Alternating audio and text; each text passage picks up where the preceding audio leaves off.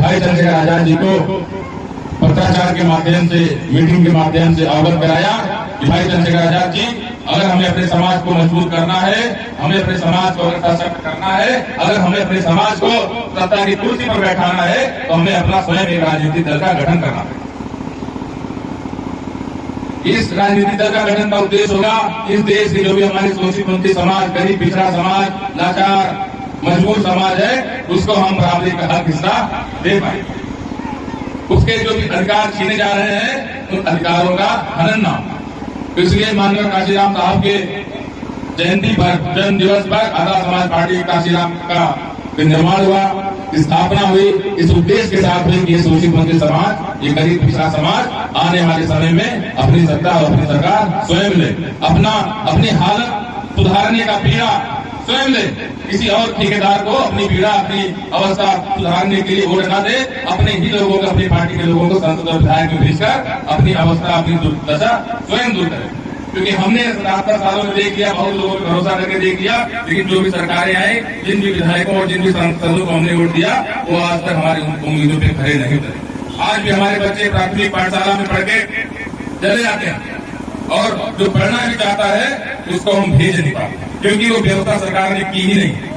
आज भी अगर कोई गंभीर बीमारी हो जाती है, तो उस गंभीर बीमारी के लिए हमको लाखों करोड़ों रुपए खर्च करने पड़ते हैं, क्योंकि इन आजादी के 77 सालों के बाद यहाँ की सरकारों ने इन गरीब शोषित वंचित समाज के लिए कोई ऐसी व्यवस्था नहीं की कि वो अपना इलाज मुफ्त में करा। आज भी आपकी जो है 50 साल पहले आप घर में जो लोग मजदूरी करते थे, आज भी आपके घर में लोग मजदूरी करते हैं, दिल्ली बम्बई कमाने जाते हैं। क्यों? क्योंकि उन्होंने कोई ऐसा प्लेटफॉर्म, कोई ऐसा अवसर नहीं दिया कि जिससे आपकी हालत में सुधार हो।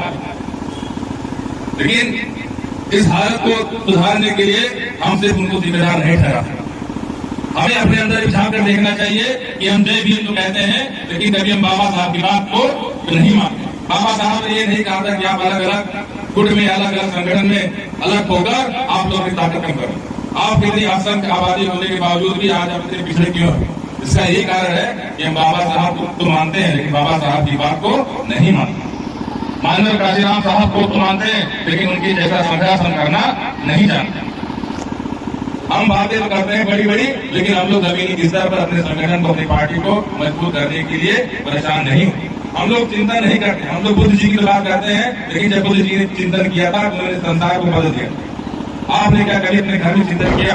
क्या आपने कभी ये सोचा कि समाज की दुर्दशा बदलने के लिए कोई बाहर से नहीं आएगा, कोई आसमान से नहीं आएगा? इस समाज की दुर्दशा बदलने के लिए हमें ही छोटे छोटे स्तर पर प्रयास करने होंगे, और जब छोटा छोटा स्तर पर प्रयास होंगे वही बड़ी सफलता बनेगी।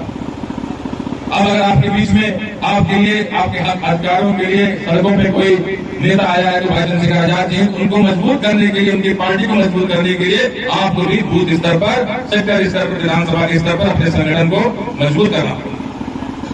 आपको भी सोचना होगा इस पार्टी को कैसे मजबूत किया जाए। आपको भी, अगर आप कहते हैं कि बाबा साहब ने अपने 4 बच्चों की कुर्बानी दी इस समाज के लिए, तो आपको भी 24 घंटे में 1 घंटा ऐसा निकालना पड़ेगा जो अपने समाज के लिए, अपने पार्टी के लिए काम करें। आप अगर बात करते हैं काशीराम साहब ने घर अपना त्यागा, अपने माँ बाप त्यागा, तो आपको 24 घंटा में से 2 घंटे भी अपने माँ बाप को, बच्चों को त्यागना पड़ेगा। वो 2 घंटे आपके समाज के लिए। तो सिर्फ बातें करने से, सिर्फ बड़े बड़े नारे लगाने से काम नहीं चलेगा। हम जब भी यहाँ कितनी तेजी से बोल रहे, कितनी भी ऊंची आवाज में बोल रहे, लेकिन क्या बाबा साहब के सपनों का भारत बन पाएगा? कैसे बनेगा? इसके लिए हमें अपने ही समाज में से, अपने ही पार्टी में से किसी न किसी विधायक को उस विधानसभा में भेजना पड़ेगा। जब जाकर वहां को कहेगा जय भीम, तो वो असली जय भीम है। तब वहां पे आपको लगेगा हाँ कि बाबा साहब का लाल, काशीराम साहब का लाल उस विधानसभा में जय भीम है। उस जय भीम को इस देश के करोड़ों लोग सुनेंगे, और इस जय भीम को सिर्फ यहाँ के 200, 250, 300 लोग सुनेंगे। तो आप खुद आकलन कर लीजिए कि वो विधानसभा, वो संसद क्यों आपके लिए आवश्यक है। आपकी कोई पीड़ा, आपके खिलाफ जब कोई अत्याचार होगा, वो विधायक, वो सांसद, जब वो विधायक विधानसभा में जाएगा, वो सांसद में जाएगा, जब आपकी बात को रखेगा, वो बात पूरे भारत में चलेगी। वहां की मीडिया कवरेज होगी, आपकी बात होगी, आपके लिए भी ये लग जाएगा कि हाँ, आप लोगों के लिए भी कोई लड़ने वाला आया है। लेकिन हम लोग क्या करते हैं, इस देश में करीब 1100 से ऊपर विधानसभाएं सुरक्षित है, और 80 से ऊपर करीब लोकसभा सुरक्षित है, जिसमें कि बाबा साहब ने आपको ये अधिकार दिया था कि आप अपने ही समाज में से किसी को संसद या विधानसभाओं में भेज सकें, जिससे आपकी आवाज को उठाया जा सके। लेकिन हम क्या करते हैं, हम ना पार्टी देखते कि किस पार्टी का वो प्रत्याशी है, और ना हम उसके 5 साल पिछले जो सामाजिक कार्य किए गए, ना वो हम देखते हैं कि कैसा उसकी इमेज है, कैसा समाज में उसका साथ है। हम बस ये देखते हैं कि चलो ठीक है, अपने समाज का व्यक्ति उसको वोट दे दें, उसको जिताने के लिए आपने वोट दे दिया, लेकिन वो जिस पार्टी का विधायक है उसी पार्टी की ही तो बात सुनेगा। मेरे सवाल उस पार्टी को ये सोचना है कि हमें अपना विधायक और अपना सांसद स्वयं अपनी पार्टी से देना, और इसके लिए कोई बहुत बड़ी चीज नहीं। इस राजनीति में अगर आप वोट देना जानते हो तो आपको वोट लेना भी आना चाहिए।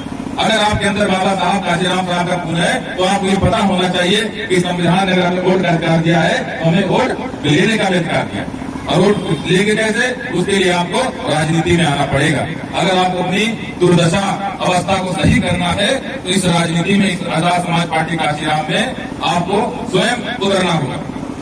आप जैसे अन्य जगहों पे गंदगी साफ करते हो, वैसे इस समाज की भी गंदगी को आपको साफ करना पड़ेगा। नहीं तो आप 5 सालों तक रोते रहोगे, ये कहते रहोगे कि भैया आपके अंक लिए गए, अगली बार वोट किसी और को देंगे। लेकिन फिर वही जैसे ये 4.5 साल होगा, जैसे ही अगले दिन चुनाव होगा उसके 1 दिन पहले स्वादिष्ट व्यंजन आपके सामने आ जाएगा और 4.5 साल आप भूल जाओगे। तो इसलिए जरूरी है कि अगर आप बाबा साहब माननीय काशीराम साहब की विचारधारा को इस देश में, इस प्रदेश में और इस पूरे पार्टी में